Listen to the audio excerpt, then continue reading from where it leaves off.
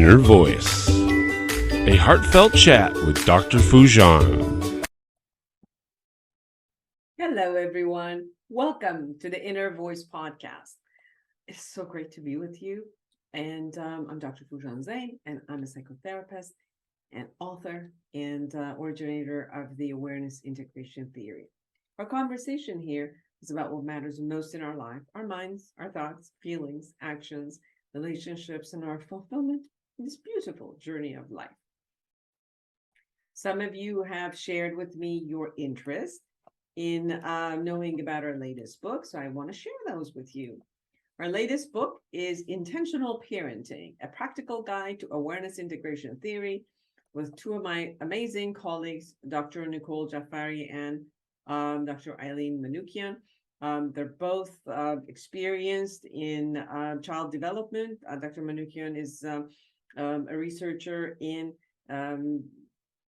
actually early development, and she is the originator of Gem Educare, which has brought the awareness integration theory in working with infants all the way to 6 years of age. Dr. Jafari teaches in universities and also teaches and have done a lot of work with me in researching the awareness integration theory in different populations. This is intentional parenting. So you can see that we have taken different groups from infancy to toddler to, let's say, teenagers, preteen, school age, and even young adults, and have taken the awareness integration methodology and kind of weaved it through.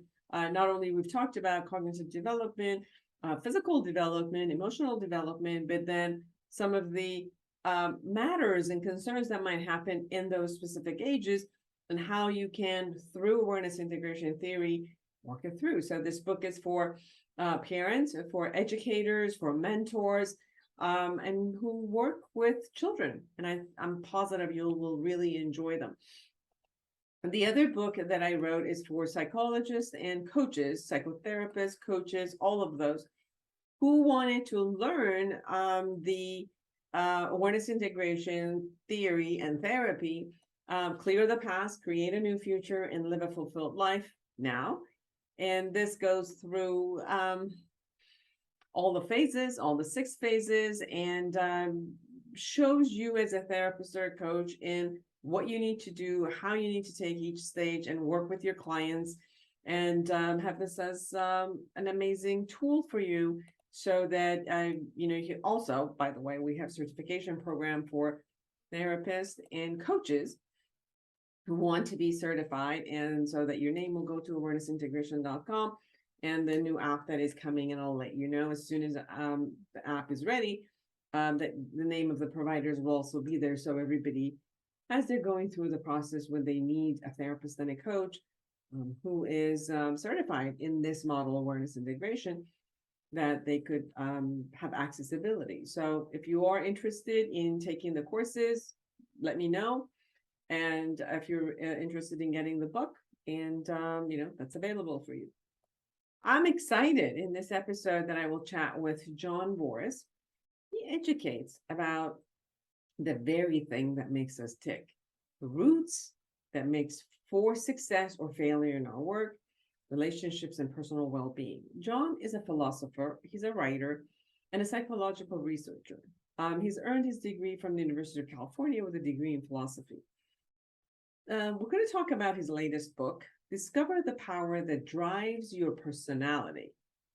And he's going to talk about 4 virtues. He's going to talk about love. He's going to talk about justice. He's going to talk about wisdom and a power, which he says that these 4 are going to be a motivator in our personality. It's a great book. We had a great conversation. I really learned a lot. And I'm excited about taking the test and going through it and really look at it. So I'm positive you'll enjoy it as much as I did. This book is the result of over 20 years of application and another 15 years of research for him. By applying European discoveries into field applications involving hundreds of sales prospects, John invented a groundbreaking approach to personal inquiry that reveal the person's life, motivation, and authentic design far beyond just sales. You discover that our drive for happiness, meaning, purpose, and harmony manifest the hidden power beneath our observed personality, which he calls authentic self. So I'm positive you're going to enjoy the conversation as much as I have. I want to hear from you. So call me, text me, email me, any way that you like. Go on to any of the social media and message me. Subscribe to my podcast and my YouTube channel and connect with me through my website, foojanzeine.com, or any of the social media. For some of you who love just self-help and you like to work with yourself and journal and do all of that, don't forget to get my book, Life Reset, the Awareness Integration Path to Creating the Life You Want. The good news is this book is also going to be in audio. So for all of you audio book lovers, that's coming up in a couple of weeks, and I will let you know. So without further ado, I want to introduce to all of you John Voris. Here he is.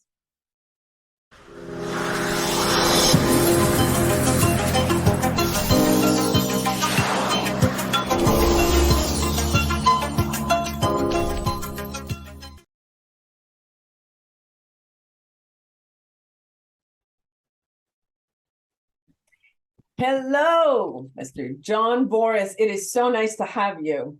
Oh, thank you for having me. Yes. Well, we want to talk about your latest book, Discover the Power That Drives Your Personality, how 4 virtues define your world.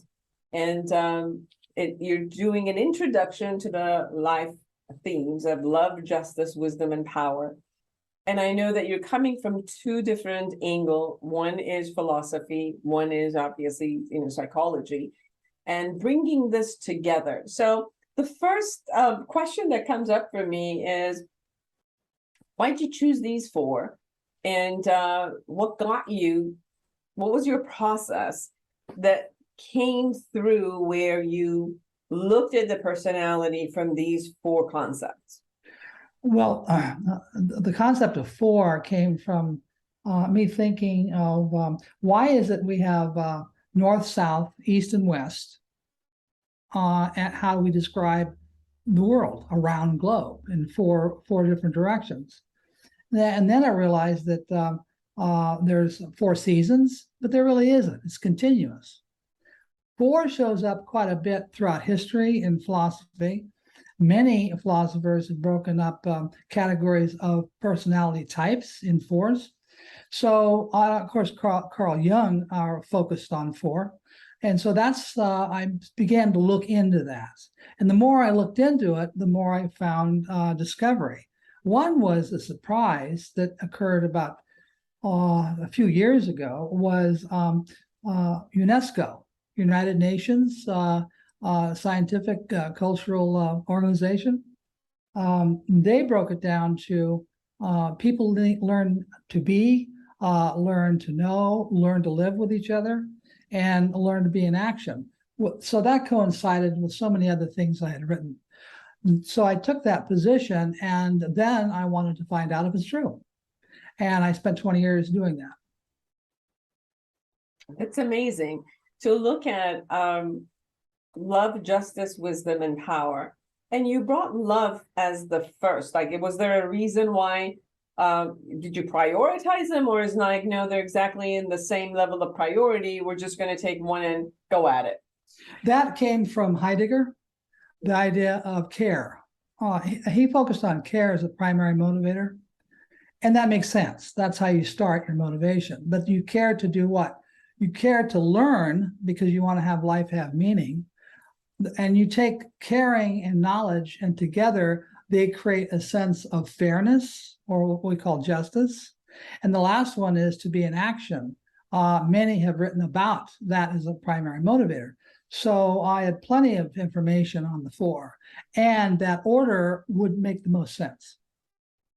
So let's talk about love, which is, like you said, one of the primary aspects of survival, pretty much. A young infant, a human infant, if it does not have the love, just giving it food and shelter is not going to flourish. So love and the attachment that is there to the primary caretaker, maybe mother, maybe father, creates a lot of the essence of the person's motivation, personality, motivation for living, pretty much, like a purpose for living. And I know that some of the research that has been done, even on animals, whether they're the monkeys, or I even saw the latest that showed up with wolves, that the attachment that obviously dogs have, which we all experience it, but even wolves have created attachments, for example, with with a human being that was around them, or other wolves, and they would really suffer when that attachment was not there, and the attachment based on love was going to be there. Can you share a little bit about the virtue of love? The love aspect is like you might say, starts the engine of motivation, because you care about something, you care for something. And I ask my clients, when you wake up in the morning, what's the first thing that comes to your mind? Is always going to be what you care about during the day. You're concerned. And that's in a sense, a source of energy, psychic energy, is to care. The caring moves into, I want to have my life to have meaning. I want to have relationships. Why? Because you care. I want to be in action because I want to change the world in some way. Why? Because you care. So it does always come back to the concept of love and caring, and as a primary motivator. And then that motivation, how do you utilize it during your everyday living? Like, how do you, from your methodology, bring this into an everyday living, let's say? So my focus was on symbolism. Most people learn symbolism being something like the apple on the Apple computer, or different signs. And that's how we look at a symbol. But in truth, a symbol is anything that has a name. Anything. That means the floor. That means your background. That means your name on the wall. That means what you're wearing. Everything about you resonates with who you are. Or you wouldn't be there. You wouldn't have these objects around you. And so if you choose to be around certain objects, those objects must in some way reveal who you are, the essence of who you are, not your character, your essence. And so by reading what's the objects around people and events, for example, you can discover the essence of who they are, what really motivates them of those four. So I would see that everywhere I went, because I cold called for 20 years. So I saw a lot of businesses, and their pattern was always the same. And loving people would be, they'd have a flower shop, for example. They would be in the hospitality. The justice people would tend to be entrepreneurs. Wisdom people tend to do a lot of research. And the power people, they're the actors of the world that gets things moving. And so you'd watch this, and we have all four, by the way, but one of them dominates, and that's what I look for, and I always find it. And what's more important is I've taught others how to do the same. Mm-hmm. So how do you see the dominance have value? So, for example, if someone has love as the dominant value, and you said how it manifests, but how does one of them become dominant in someone from your perspective? Well, I studied Jean Piaget and also Baldwin, and they studied genetic logic and genetic epistemology. And the idea is we're like an acorn. Who we are is in who the tree is in the acorn. And as the tree grows, you see how it resists wind or doesn't, bends, is it diseases, do they resist? And that's the only way you can test the character of the tree itself. People are the same way. You already have everything you're going to be when you're born genetically. Now you've got to discover it. Mm-hmm. That's why there's a lot of books that say discover who you are. And they've been around for quite a while. So it's not like I'm going to learn something totally new that's totally alien. That's not going to happen. You're going to learn something that to some extent you already have the capacity. And so by knowing that, then everything else becomes clear. As I watch the things, I look at the things around people, the events that they engage in, and the people they associate with, and the objects. So as you say it, that, for example, if a value system in one family was higher dominance in love, mm-hmm. So as children grow within that family, the acorn already has that dominance, so they come in not only genetically but behaviorally, since that is being enforced consistently into their actions. Mm-hmm. Therefore, automatically, that would become the dominant piece for them. Yes, but keep in mind it's only a shell. It's a type and kind. Now, how you express that is totally up to you. But you're going to be a love person, or you're going to be a justice, wisdom, or power. And it's also, and I traced it to families to follow the genetic path. It's always been there. Mm-hmm. And when you're looking at now, for example, the next level, let me also show it to people. The book is Discover mm-hmm. the Power That Drives Your Personality, How Four Virtues Define Your World, an introduction to the life themes, love, justice, wisdom, and power, by John Voris. John, when you're talking about now justice, obviously, fairness is one, and usually we find fairness in comparison sometimes with the other aspects of the world. So love can be the internal experience that we gain from, like, the primary caretaker, our mother, father, people around us. Justice, it appears that usually somehow it holds from outside of us. Like, we go to school and then we suddenly see, or we have a sibling and we see our sibling having something and our parent says no to us. And it's like, okay, fairness is, if my sibling has a pair of shoes you just bought, or a gift you just bought, or you gave them ice cream, I should be having the same thing.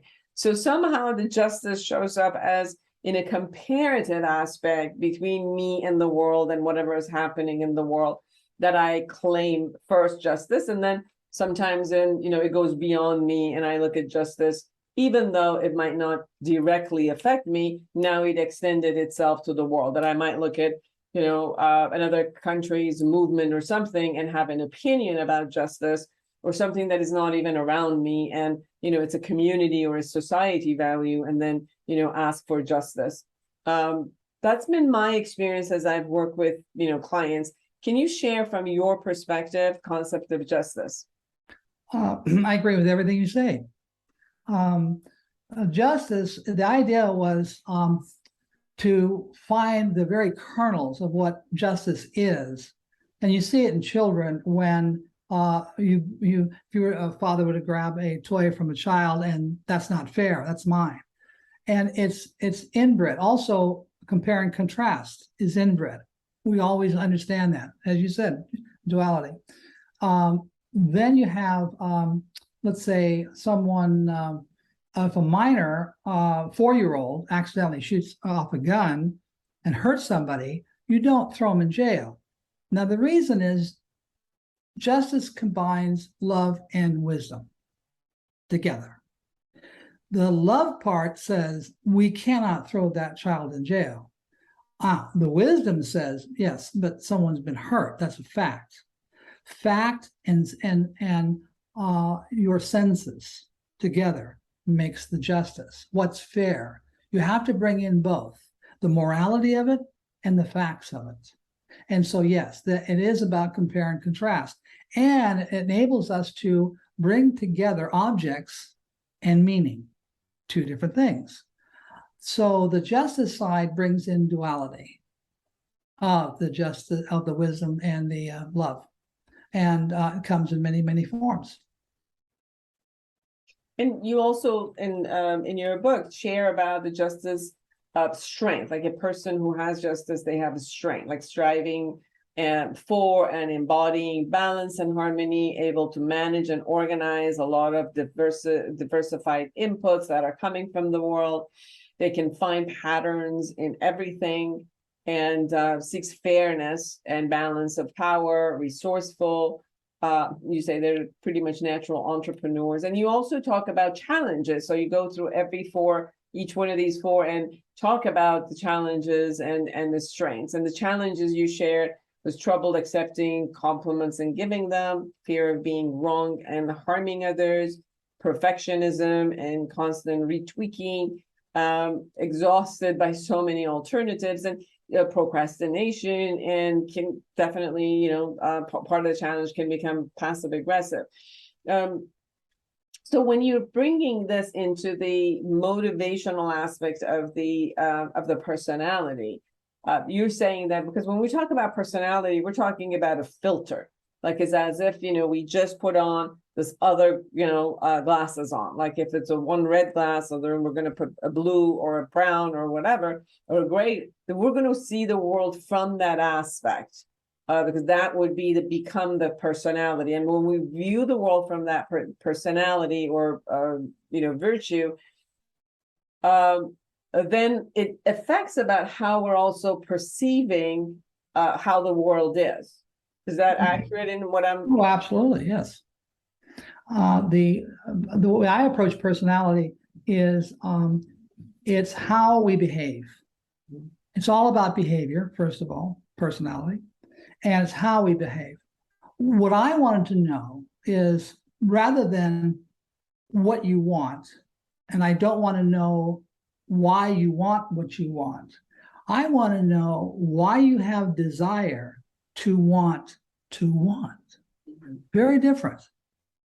Because now I'm getting down to more of the essential of who you are. I mean, that personality, as you said, is really socially governed, taught, learned. Think of it this way: we could have been born anywhere in the world, and your parents could, and you would have been born. You could have been France and Germany and Brazil, whatever. So that genetic material is there. One is to bring on the attributes of who you're going to be, but at the same time, you have to have the flexibility and the genetic composition to be able to meld in with the culture and learn the culture. So it can't have any content, only form. So you can be in Brazil and fill that with what you're going to learn about that culture. And so that's what people see. Many people even say that the personality is actually taught from other people by seeing other people, mothers and fathers and just other students, etc.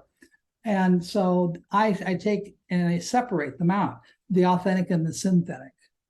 The synthetic is the synthesis of what you've learned in that culture. The authentic is who you are.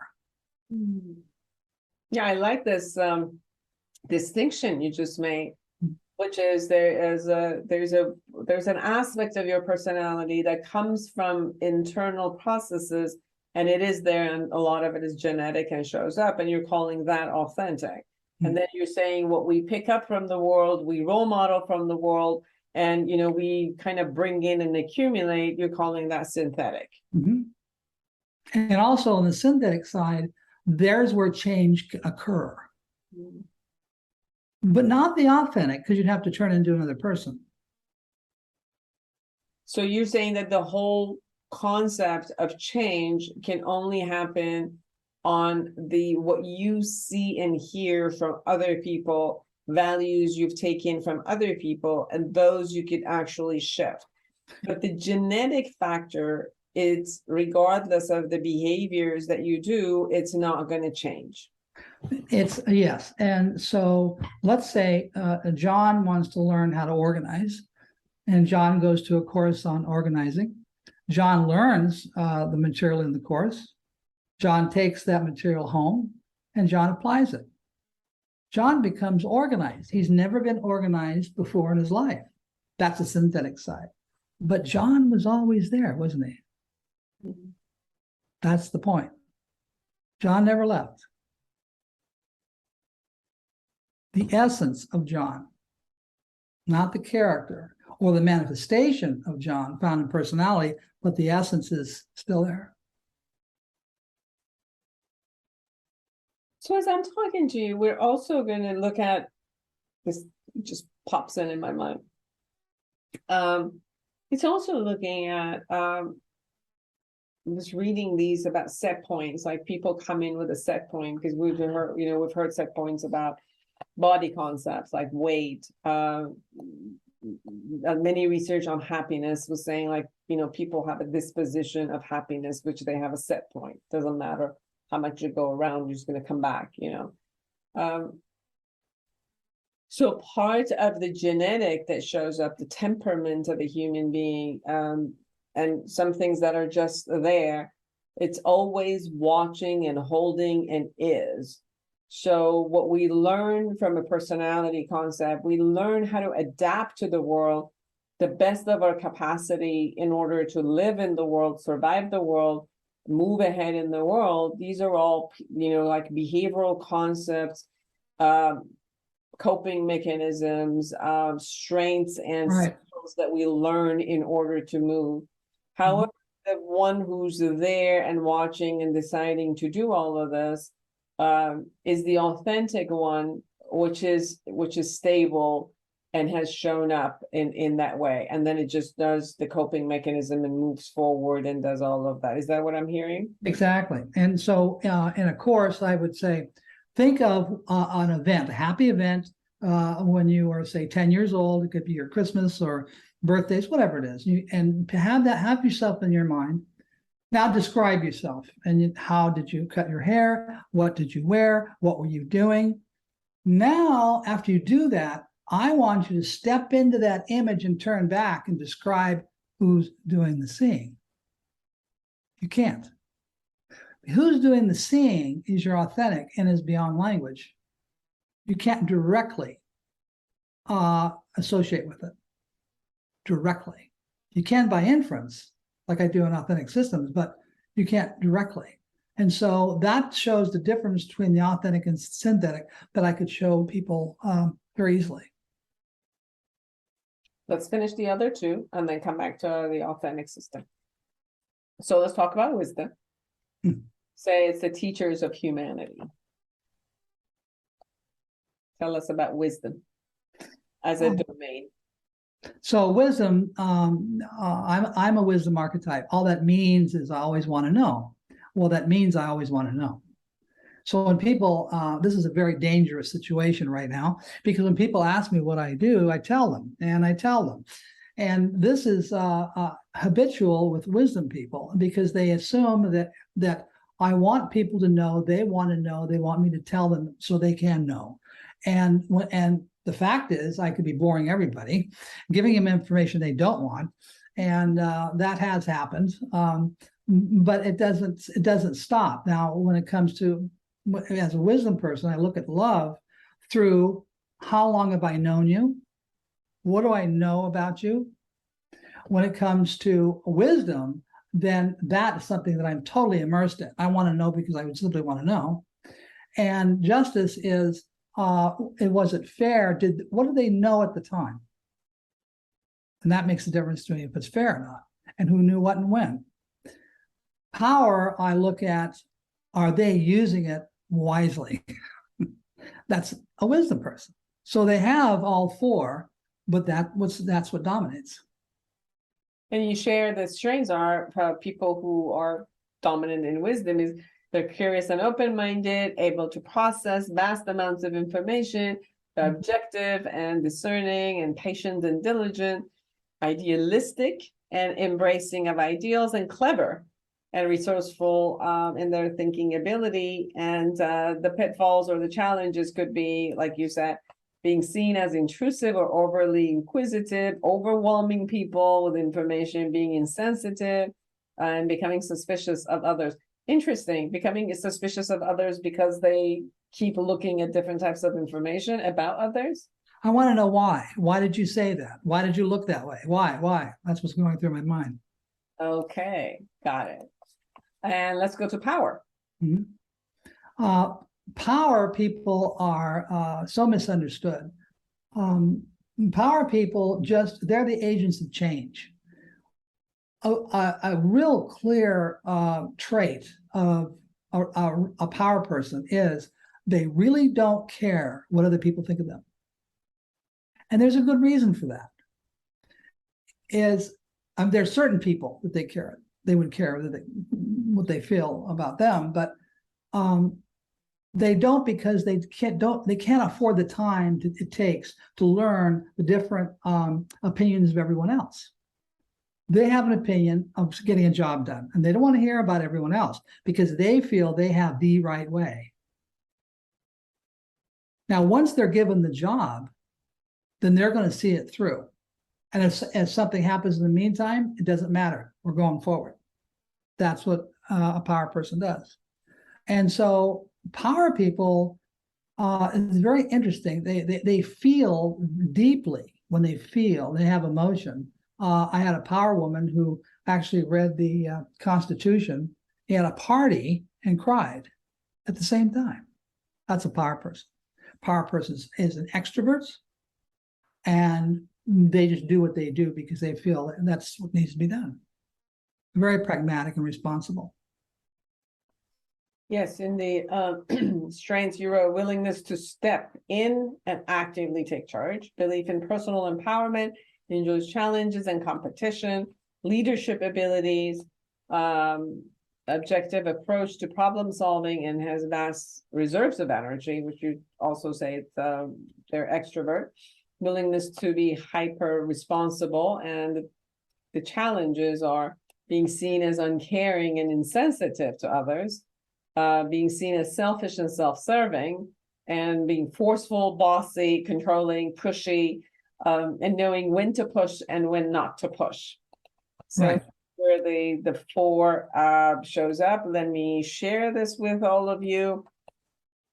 Discover the power that drives your personality, how four virtues define your world. An introduction to the life themes, love, justice, wisdom, and power by John Voris.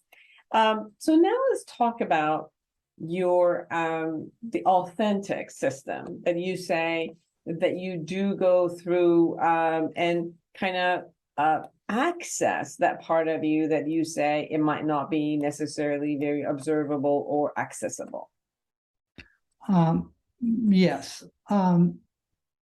The authentic is, again, I look at the objects around someone, the words they use, the people around them, and the events that they engage in. And together, it's holistic. Together, they have a theme. And when it comes to the system, that's why I call it authentic system, is because your authentic identity is a system. It's self-contained, self-sustainable. It grows, repairs itself, and learns its own way. But it is a system. And that system will not break unless there is a psychic intrusion of some kind. People have issues or traumas, etc. But what you deal with, of course, that's different. But it is a system. That's what your authentic identity is. And you have to engage with something that conforms to your authentic identity in order for you to be a person, a single person. So you're born in the world and there's lots of values you could have taken, but you don't. You go through it, you go through experimentation when you're young, and then it slows down and you have a sense of self, and you maintain that sense of self the rest of your life. Is there a point in us to getting to know the authentic self, or can we just assume that it's there? I know from a wisdom theme concept, obviously people want to know because they're knowers and they're curious about that, right? But Right. beside that, beside just doing, kind of being curious about knowing. And when you say it's not a direct access to it, and how we access it to get to know it is through the manifestation of it around us. That's what Right. right? So Right. relationships we manifest out there, whatever results we're creating, it kind of mirrors in who we are. Right. So Right. then, we could kind of go back and look at the outside and then change the lens and seeing what was this motivation and where did it show up from, and then have an assumption of, oh, okay, well, that was the motivation and this is who I am. Is there a benefit in getting to know the authentic, or can we just trust it that it is? Like, do I have a benefit in testing the air consistently, or just know that air is here and I'm breathing it? And obviously, if I can't breathe it, I'm dead. So there is air and I have lungs, and this is happening consistently on its own. So therefore I don't need to necessarily see it. But I know and I trust that is. That occurs with everyone on an intuitive level.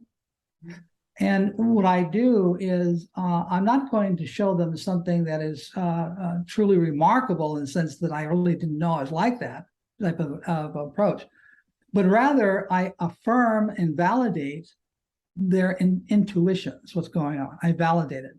So they've always known, I've always known I've been curious, but now since I know what wisdom is, I can extend out much further and find out why I do even the most trivial things. I couldn't do that before. And when I assess someone, they do the same. Well, I kind of knew I was like that, but then I said, let's go a little further. This colors, where do you get your wisdom? What gives your life meaning? What gives your life purpose? And then their eyes open up, because they don't go that far. What they do is they go to the immediate situation I'm dealing with. My wife and I are not getting along, and so they want to just focus on that alone. But it's holistic. Everything around that situation is active too. And once you know your theme, you know what it is and why. And especially in relationships. And quite often relationships are not about the people, but the archetypes that are involved in a normal relationship. I just assessed a couple. He was wisdom and she was power. They get along wonderfully. Wisdom people don't want the power. They don't care. They're fine with it. And that gives the other partner the freedom to engage in power. At the same time, by engaging in power, it gives the one in wisdom structure. So they really do feed off of each other quite nicely, and you'll see those marriages last quite a while. When a power and a love person gets married, it's a whole different, it's really fraught with all kinds of obstacles, because their values are counter to each other quite often. So in your book, you have actually put in these kind of love and power, love and justice. So when people come into relatedness together, whether it's intimate relationship or work relationships or any, you look at the dynamic of when one person is one dominant theme and the other, how they might react, and what are the benefits and pitfalls that it actually happens. So definitely everyone that is in the book also. John, what is your hope that when people read your book, what is it that they gain, and how can they take what they've gained and utilize it every day in their life? I want them to find their real, unique power. Power is not in being like everyone else. Power is about the uniqueness of who you are. And in that uniqueness, though, sometimes there are weaknesses that you might want to get rid of. But at the same time, it is connected to your authentic identity, and maybe that's not the thing to do. Next is other people tell you what you should be doing. That's the danger. That's all of my clients are people who had their parents and teachers and friends tell them what kind of career to get into. And so they come to me at 30 and 40 years old, and they need to make a change. And they don't know why. And they thought, well, I really believe this is what I wanted to do. And they found out that it was a variety of things to do. And this is one, but it wasn't the best. And they see why it's not the best. So they make their changes and live a happier life and not have any regrets. Don't feel any guilt. Don't feel that they're doing something wrong because they don't have the money that their neighbor has or the life they think their neighbor has. And that's what I just I really want to get rid of that. I mean, number one compliment I've gotten is I feel validated, and now I'm not going to be ashamed for doing anything I do. That's exactly how as I was going through your book, it was more like, I'm having an acceptance about who I am. Right. That's pretty much one of the most, like it's a jewel, it's Oh, yes. that acceptance about ourselves and really experience ourselves in that way. Of acceptance, validation, and, seeing in our own eyes, watching ourselves and observing ourselves, and then kind of like approving, because we're keep looking for approval somewhere else. And, to have that approval from ourselves, I think it, creates a lot of glow.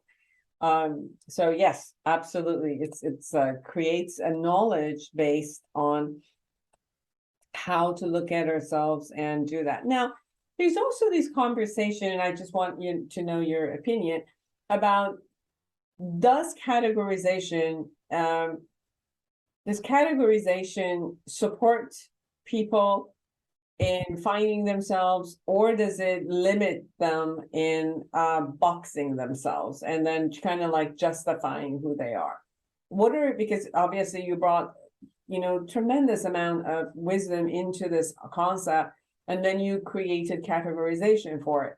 And I have obviously my ideas about, categorization, what's the benefit, but I wanted to see your perspective of the need to categorize this way and obviously you brought it into 4 because you saw a pattern of 4 that was going on. What was the need for this type of categorization, and how do you see it beneficial or limiting? The benefit is to know what's really motivating you. And the box is a source of psychic energy that you can now know you have and you can access. The other is all of psychology, much of psychology is about categorization of various illness. The box doesn't restrict you. Box gives you power because now you know you have it. So if you're a justice person and you have an issue with, let's say you have a delicatessen and you have an issue with running it, now you know that you're a justice person. Now you know why you have the problems you have. That's why you're aware of the problems you think you have. And now you can actually sit down with a piece of paper and figure it out on your own. And this is what many of my clients have done. So they use it. It's a freeing. They were bound before because they didn't know. Now they know, now they're free. And that's the difference. And I've done this several times, had a room full of people and just asked them, when you wake up, what's the first thing that you thought? What's the second thing you thought? What's the third? And it's always the same. They cared about something. They're going to meet somebody that day. And they need to go learn something before they have that meeting because they need to be in action. Well, there's your 4. And it just goes back and forth, back and forth. It's just, this is what it means to be human. But what's not being mentioned so far is the difference between wanting physical and abstract results. That's in the book as well. And that is profound when it comes to people trying to communicate with each other. An example could be my wife will call me up and say, I just picked up your cleaning. That's physical. And that's the way she shows affection. I say, well, let's go out to dinner tonight. So I'm going to create a nice atmosphere, abstract. But she gets to say, I don't do anything around the house. And I get to say, you never invite me out to dinner. But we know now what we're doing. And couples have that issue sometimes. They're really communicating, but one's after the physical or the abstract result. Another area that's missed is rejuvenation. That's the time, that's adult play. There's not a lot written about it, but it's adult play. And that makes a difference with regards to parents and being upset with their teenagers being on the computer and playing games. And what happens though is they need that rejuvenation time, even more of it when you're young. And that enables you then to go into your, in a sense, your system, your authentic system, and work it. And then you're tired, you want to break, and you do something totally different from that. And so I give people permission to do that. And then acknowledgement. Everyone has their own form of acknowledgement. You do things because you're acknowledged a certain way.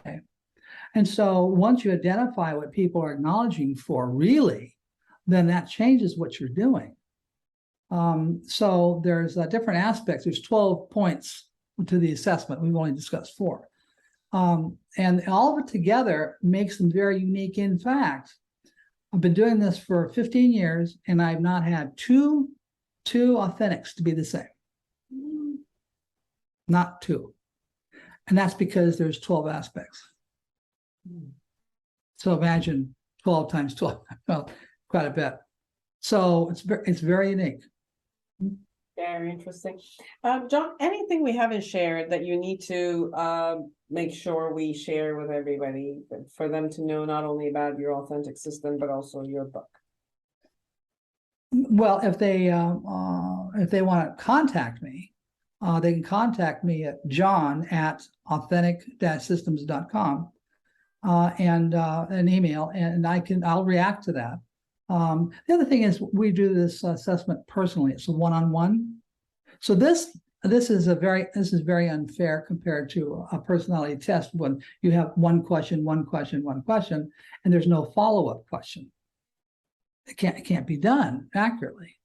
So what I do in the moment, because we're on the phone or on Zoom like this, is I have follow-up questions after follow-up questions. So I don't have the first or second round of interpretation, but get into where it's very hard for them to find an answer, which is exactly where I want them, because they're down to, gee, I don't know why I do that. That's where I want them. And that's when I make the discovery, is what's really the psychic source. Beautiful. Everyone, get the book, Discover the Power That Drives You, Your Personality. Have 4 values, which are love, justice, wisdom, and power. Define Your World, John Voris. And you can find John. What is the website or place that you can find you? John@authenticsystems.com or just authentic-systems.com. Beautiful. Thank you so much for spending this time and being with us. Well, thank you. And for all of you who are out there, create an amazing life for yourself and everyone around you. And until next week, bye-bye.